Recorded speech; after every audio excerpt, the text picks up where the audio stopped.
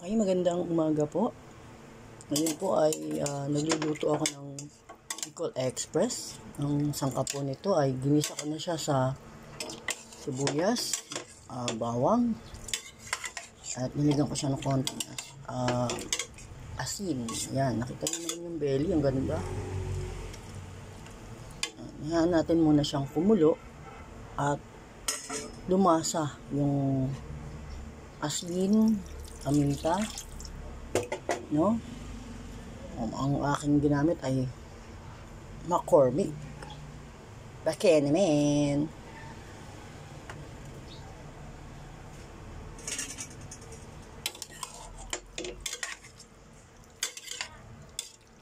Ganda.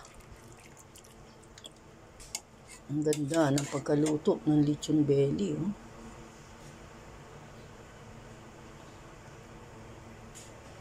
So, this one. Ito naman, ang lechon belly. Pinapakuluan lang muna. Napausukan. Ng mga around 45 minutes.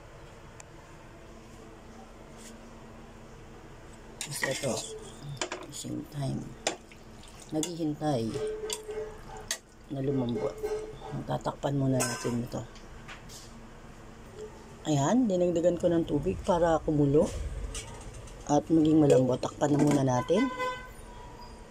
Hayaan natin itong kumulo. Lalakasan natin ng... Hindi pa pala nakabukas ang kalan. Sorry. Ayan. Okay. Hintayin natin na kumulo siya at lumambot. Saka doon natin lalagay yung kakanggata. Okay? Ito naman, kumukulo na rin. Napausukan.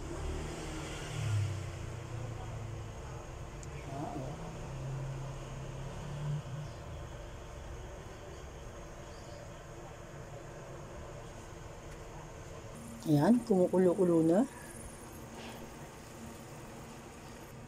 Okay, tara. Tingnan natin, kumukulo na. Hintayin natin na lumambot ito.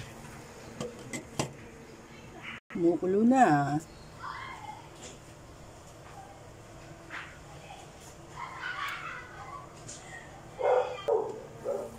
Ayan.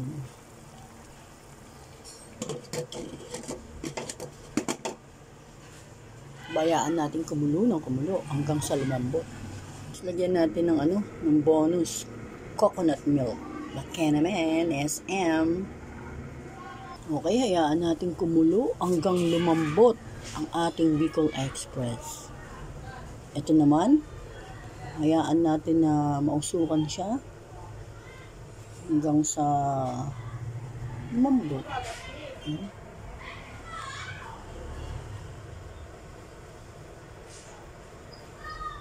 Okay, tingnan natin muli. Mukhang malambot na. Konti na lang. At ito naman. Kumukulo na rin.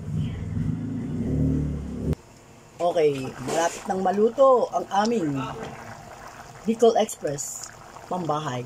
Friend, malapit na.